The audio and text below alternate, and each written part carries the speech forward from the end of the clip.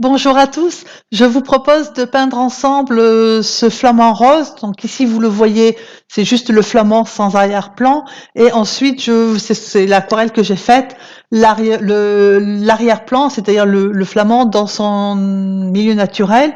L'esquisse est proposée en téléchargement sur le site et j'ai le grand plaisir de vous dire que le tutoriel complet avec donc beaucoup plus d'explications et puis évidemment intégralement dans sa version intégrale est disponible sur Patreon, donc avec d'autres tutoriels.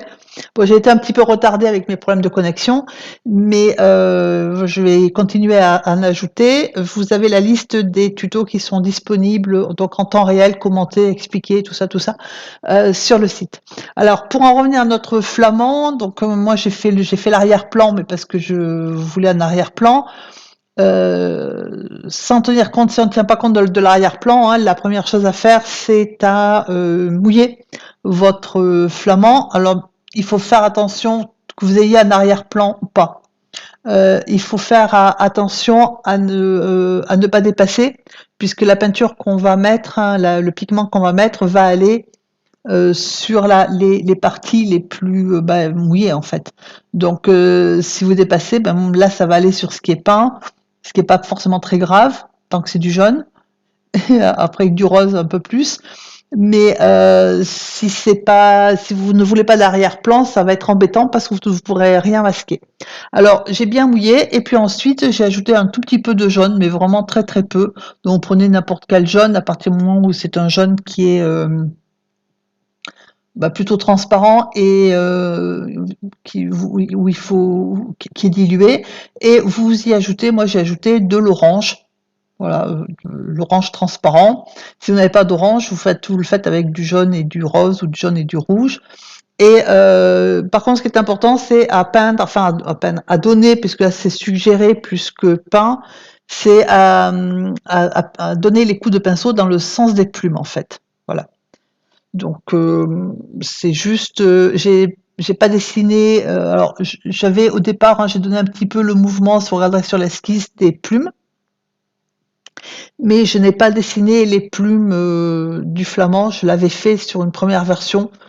Je peux vous montrer si ça vous intéresse, mais ça me plaisait moins. Je trouvais que c'était trop figé, trop peu naturel. Et ensuite, j'y ajoute toujours dans l'humide hein, du rose. Voilà. Donc, de manière à toujours dans le sens des plumes. Voilà. Et je cherche pas plus que ça à mélanger, c'est-à-dire après je laisse faire l'eau et le papier et les pigments qui vont se débrouiller à se mélanger ou pas et à lui donner donc des nuances qui sont soit roses, soit saumon, soit plus claires, etc.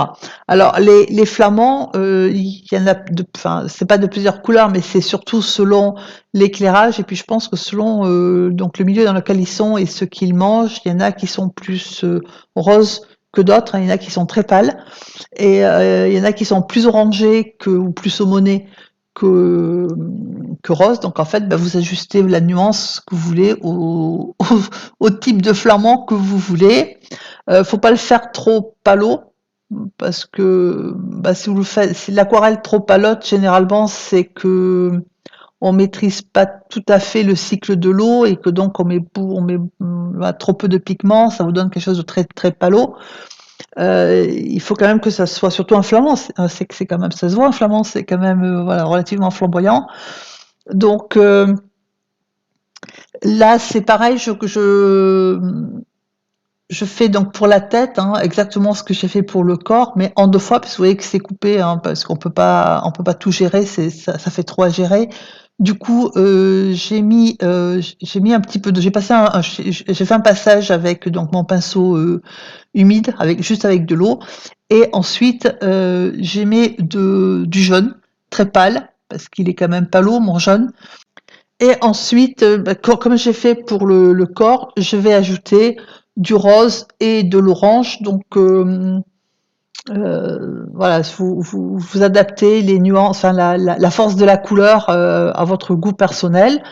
J'attends que ça sèche, je re-humidifie la zone où je vais travailler, là, la zone de la tête, et j'ajoute du rose, peu dilué. Là, on voit bien que la couleur, elle est bien plus dense que tout à l'heure. La couleur, elle est bien plus épaisse. C'est-à-dire que j'ai mis moins d'eau, de manière à monter en couleur, hein, le flamand.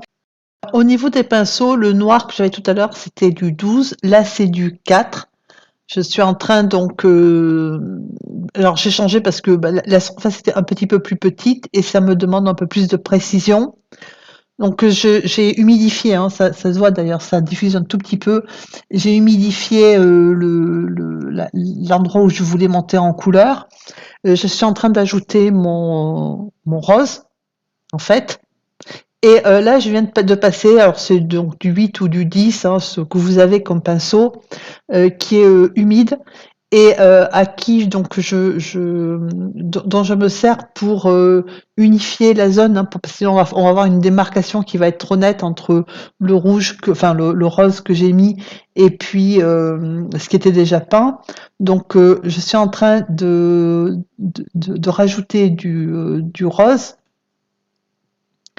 Et une fois que j'ai rajouté, donc avec donc le pinceau propre et humide, je vais estomper les bords. Donc là, je suis en train de monter en couleur parce que une fois que c'est à partir du moment où vous estompez et vous diffusez, on perd en couleur. Donc je renforce ma couleur, donc toujours en peignant dans le sens des plumes. Donc je rince mon pinceau, je les sors et là je vais diffuser. Donc mon pinceau là, il n'y a pas de peinture, hein, il y a juste de l'eau.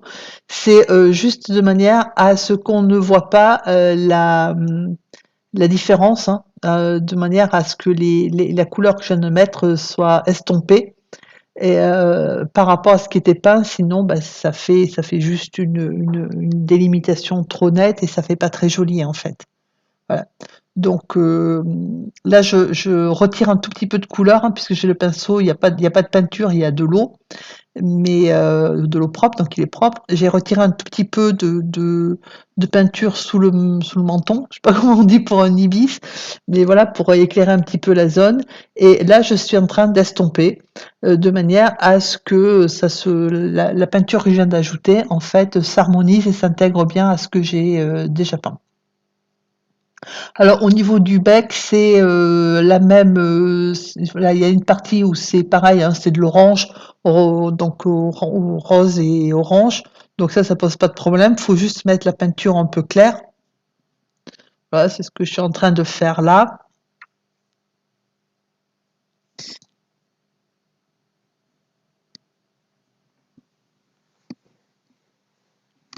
Voilà, donc c'est pareil, hein, j'ai humidifié la surface et après je mets des petites touches de couleur et puis je vais les laisser vivre leur vie.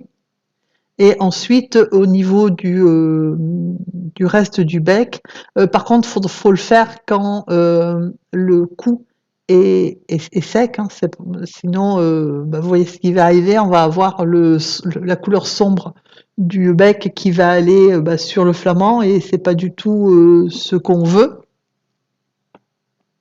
C'est pour ça que je laisse sécher et donc on va s'occuper du corps. Donc là, j'ai pris mon pinceau plus gros.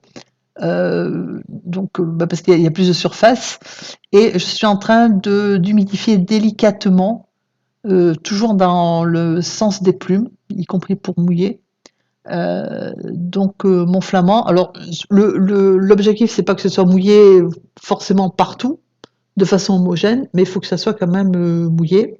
Et ensuite, j'ai fait avec le 8, j'ai pris la couleur du flamand, donc soit rose, soit orange, voilà. Et j'ai suggéré des plumes, puisque je ne les ai pas vraiment peintes. J'ai suggéré mes plumes, donc dans l'humide, voilà, en donnant, c'est toujours dans le sens des plumes.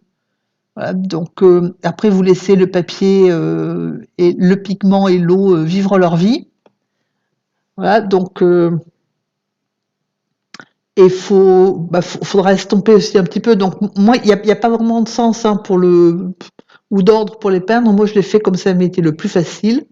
Euh, mais vous pouvez partir voilà, de la droite du départ et descendre. Bon, moi, c'est plus facile de commencer ailleurs, mais il y a pas d'ordre en fait, hein, puisque de toute façon, euh, il y a des plumes qui se chevauchent, d'autres qui se côtoient, d'autres qui se mélangent pas du tout. Donc, prenez l'ordre. Enfin, ouais, vous faites comme vous avez envie.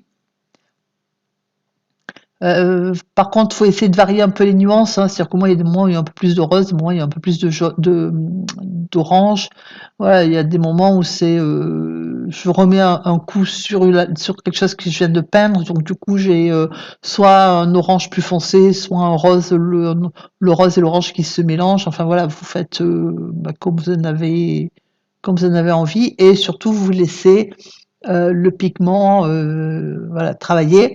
Alors l'ombre, je l'ai faite avec un peu donc du violet. Donc soit vous prenez du violet tout fait, soit vous faites du rose et du bleu, ça fait du violet. Et le bec que je suis en train de faire, donc c'est le bleu outre-mer avec de la terre de sienne brûlée, très peu diluée, et l'un et l'autre, et en mettant plus de bleu, ce qui fait que ça nous donne une couleur noir bleuté qui va très bien avec le flamand, puisque le bleu est déjà présent dans l'ombre, dans les parties ombrées du flamand.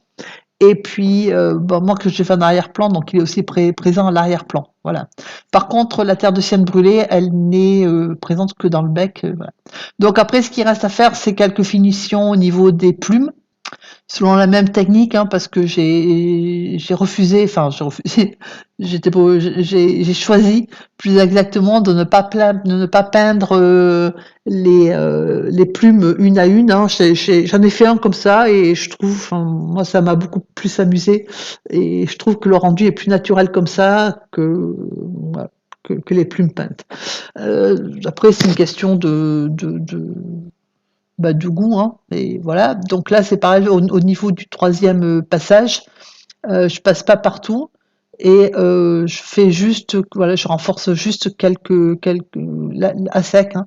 Voilà, donc je vous remercie d'avoir suivi cette vidéo, ce tuto. Merci pour vos commentaires et vos likes.